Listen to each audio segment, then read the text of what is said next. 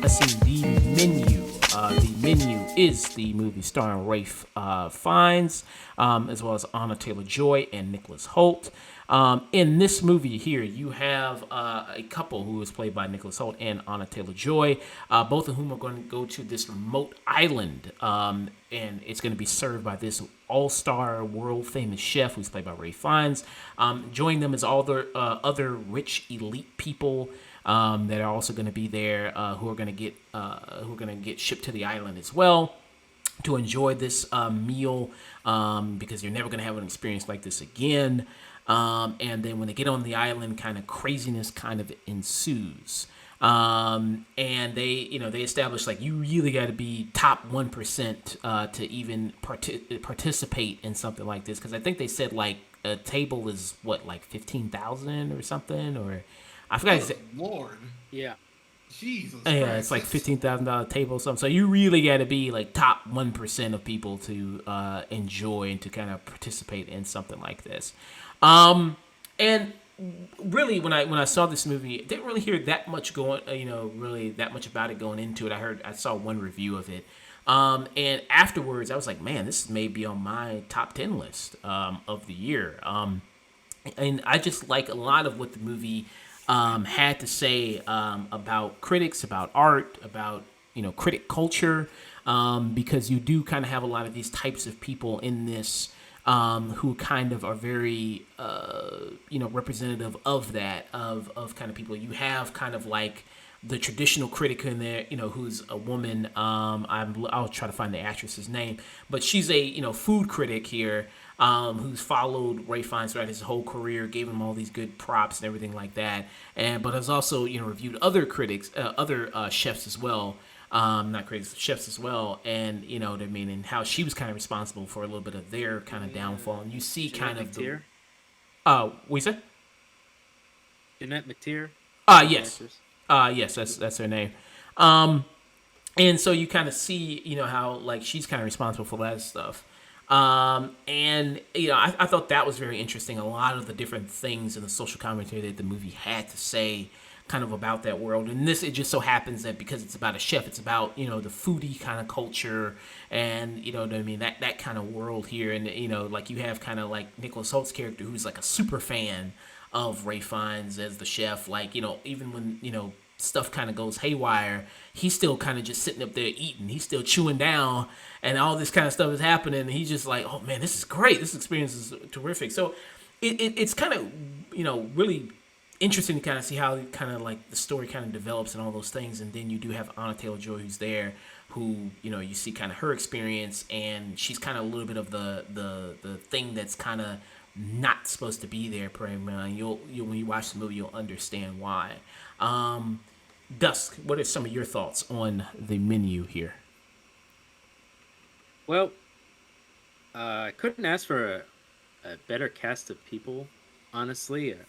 Filled with a lot of character actors and actors I like, from Ralph Fiennes to Nicholas Hoult. So I'm always happy to see Nicholas Hoult in movies, from his TV show beginnings of Skins all the way up in Hollywood, one of the few success stories from over the pond, to nice seeing John Leguizamo in a movie in a while. I always like to see John Leguizamo and stuff. Yeah, I think this movie is, plot-wise, it's pretty simple in what it's trying to say, but I think it does a good job executing it, just from the little twists that come and what it kind of is trying to say about criticism, and especially art, specifically in art and creation, and what people, there's a lot of commentary among even the guests that show up, and their difference, and while one type of medium is seen as maybe even better than the other, and what it means to be a sellout, and what it means to be this, and making arguments on this, on that.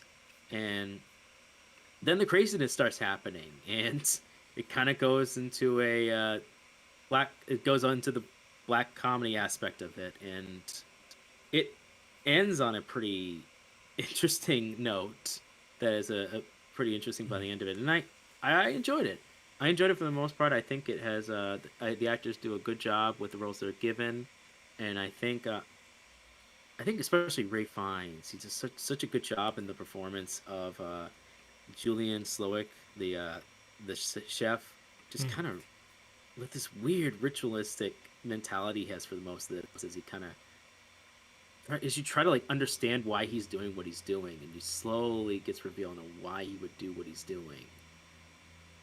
So yeah, I was really digging it. I kind of was a little iffy on it first, but the more it went on, I was slowly starting to enjoy, or think it was into more and more until the very end. Like was a solid black comedy, and I don't get to see those that much anymore because they're the hardest genre to do right.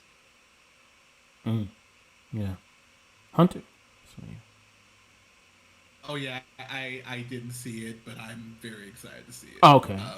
I I've been able to avoid spoilers on it, which I'm Mm-hmm. very grateful for. But Yeah, yeah, it's just it looks pretentious as fuck, and that's I'm excited to see how mhm. pretentious it gets it. and how that shit turns. Yeah, it's very interesting. I think I don't know about you, Josh, but I think that's what I liked most about it. Is I was worried it was going to be this more pretentious thing, and Mm, as the movie kind of goes along, you're like, oh, okay, that's the point. Okay, fair enough. yeah. I kind of appreciated that it kind of did on its head at a certain point, Yeah. I mean, while when still you also being kind of pretentious. Yeah, Dust. When you bring up the humor in it, I mean, yeah, there's a lot of good, kind of dark humor moments in this. Like you see it in the trailer. There's a scene where he tells like, okay, everybody gets a 45-second head start, and then you see the one dude. He don't even wait for him to finish. Like he just immediately just starts running. And the way that scene ends is also funny too, because again, Nicholas Hoult being the dummy he is, and in this movie, he's just standing there waiting, and then he just gives him that point. It's like, and you too. You know what I mean? And it just like there's a lot of good kind of humor moments in this too that works very well. That just had me kind of really laughing out loud in this. That are fantastic in this. And then of course Anya Taylor-Joy. She's always going to be great. Everything she's in. I don't think I've ever seen a bad performance from her. I mean, she's the new rising star right now. She's fantastic. Hmm. And just also Ray Fiennes, who also is always amazing in a lot of things that he's always in as the chef here. Yes, he is. And then like, you see the command and that whole kind of culture amongst what I mean in a restaurant, and what I mean, certain people of like him being the top chef and how he has his position, and you see the things that he does because he introduces every meal, to people, and he claps his hands, and the whole staff just immediately stops what they're doing, and then what I mean, kind of stands at attention. They all respond with yes, chef, and everything like that. What I mean, kind of that hierarchy there that you see there. I thought was very interesting. Yeah, I mean, and you like Dust mentioned, and as I also talked about how you have, what I mean, these different representatives of kind of people who critique type of stuff, or critique kind of art, and what I mean, these different artists within this field. It's kind of talking about all these different various things, and when it kind of comes to that type of stuff, when it kind of comes to, there's even like a kind of death by comparison that kind of shows up in this, of how you have tons of other critics who compare other people to other people, what I mean, how that can be so terrible, what I mean. It's like it just reminded me of something like what people do with Jordan Peele. It's like Jordan Peele is going to be the next M. Night Shyamalan, or he's going to be the next God Hitchcock, or this or yeah. that. It's like, why doesn't he just be the next Hmm. Jordan Peele? Like, you know what I mean? Like, Yeah, just talk about him and his work instead of doing all this comparison stuff of this person's going to be this person. And I thought they had a good kind of commentary You're on cutting that. someone off the legs right now. hmm, Oh, would you say? I'm sorry, Miss. Oh yeah, so I was just saying, like, you cut off an artist at their knees once you start doing that, because I think most people remember when oh god, was it Rolling Stone who's like it was in Rolling like Stone. the next Spielberg, and you're just like, don't put that on him, It was and front cover. Yeah. yeah, and they did the same thing with Shia being the next Brad Pitt, which uh, uh so, To be fair to at least Shia LaBeouf. Shia LaBeouf is actually a talented oh actor. yeah. Hollywood just really screwed him up. Oh yeah, as we do with a lot of child actors, but that's a whole To other also be fair with conversation. Shia LaBeouf, he has actually gotten a lot of help and has Yeah. surprisingly gone to improve himself. So, I mean, good on him. Yeah. But yeah, you like you doing that with artists just Yeah. leads to such tribalism and just hinders their work because then they can't actually be themselves. So that's amazing that they did that. Yeah. That commentary. That's good to hear. Yeah, and they do a lot of that throughout the movie. That you can pick up on a lot Hmm. of, and this is a fun movie if you see it with someone to really just discuss about all that different stuff. Especially especially for someone like me in this field of doing critique of movies and shows and things like that, of seeing a lot of these different representations. Just so happens just about the foodie kind of culture and the restaurant culture and all that other stuff. But Oh this can apply to if you have music or movies or shows, or if it's just art in an art gallery, or what I mean, whatever kind of form of yeah. it is, it can apply to all those kind of different things, I which mean, I in thought was all very good. honesty, oh yeah, in all honesty, this is one of those movies that I'm kind of intrigued. If they did an anthology that covered almost every kind of genre, I'd be down for that. Let's do it, but basically, oh, take it on music, or oh, let's do that and take it into like cinema. That'd be kind of like just to see what kind of creative black comedy ensembles making fun of whatever genre it is. But because you can really kind of see that and do that in just how they kind of handle it and what kind of guests you bring to that scenario. But yeah, I'm kind of with you. Especially when you're kind of in this field and you can criticize, critiquing and trying to also not try to compare things to other things, but you also offhand can't help but do that. Yeah. So Yeah. Yeah. So I actually really really love this movie. As far as faults in it, I mean, I don't know. I mean, I guess you could say I mean, this is movie world. I mean, I guess you could say the exact. What I mean? yes, very Situation. movie world. What I mean? It's like, okay, you got to stretch your believability here, and kind of that. But I think that unless you kind of just do that, I think that's fine. But yeah, I thought this was a very strong movie. I think I highly recommend people checking it out. I think people will be very kind of pleased with it and kind of where it goes, the performances in it, the writing in it, how kind of smart it is. I don't think it's like I don't think it's pretentious per se. I mean, I think that it just discusses these things in kind of a very kind of obvious way, but not too obvious, that you can have different interpretations of it, and kind of have people who kind of see it in a bunch of different ways, which I think was fine. And let me pull up who is the director of this.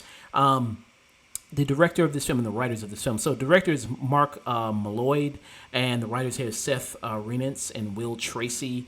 Yeah, I think a lot of them do a really fantastic job. I think the title of the movie is a little generic. I think that may keep people from seeing it maybe as much as they should. Maybe something like The Menu. Maybe it's a little generic. But Yeah, it's very Oscar bait. his his filmography is fascinating. So he starts off with directing Ali G in the House back in 2002, Hmm. which I am an unapologetic fan of Ali G, and I think that movie is insane in the best way. And then he does What's Your Number with Chris Evans and Anna Faris, which is pretty. I think it's actually a pretty fun little rom com. Very, very dumb in points, but it's fun. So good on him from directing, from going from something like that to this. It's You not. I forgot mean, you forgot the big white oh, I did forget the Big White. Yeah, but yeah, actually, I heard with that's really Robin good. Williams and Holly Hunter. Yeah, I never saw that. I heard it's really good, but I haven't seen that. So I mean, good on him though, from graduating from a bunch of like random shit to, this A-list cast, and it's an A-list cast when you go up and down. Um, so yeah, good on him. yeah. Yeah. And the way the movie kind of stretches also when it kind of not only just kind of critics and art and everything like that, but also capitalism, and I think social commentary on that as well. I think is in here too. You can kind of find it. So for me, I would give it a very strong tune in for me. Dusk, what about you? Yeah, I think I'm in the same. I think I'm in the same where you are. I would give it a strong tune in as well. Nice. Any kind of bad parts for you in this movie? I wouldn't even call them bad parts. I would almost maybe even call them nit. They would be more like nitpicks. or things that maybe I would have liked to have seen, but maybe not have worked for the movie. So I wouldn't even really see this kind of fair to kind of do so. So, what little faults I can really think is I appreciate a lot of the jokes landed for me, but there were some that didn't quite. And it near the end of the third act was where I was kind of going, or at least in that middle space, I was like, okay, where is this going? You could have maybe, maybe cut a little of this, or maybe changed a bit of the editing to kind of make this a bit more, uh, get a little bit more to what's kind of you're heading towards eventually. But then by the time they get to the ending and the twist, I was like, all right, I'm on board. This is good. We're good to go. Yeah. Like I said, there are very few little complaints I'd have. Maybe more if I think on them, but right now I think it's a solid tune in. Check it out. Maybe you will have the same experience as we will. Maybe you'll think it's pretentious beat bullshit. That's fine. But I think you'll at least come out with at least something to say. At least that's what a movie should do, especially this kind of a movie. Yeah. Two strong tune-ins for the menu.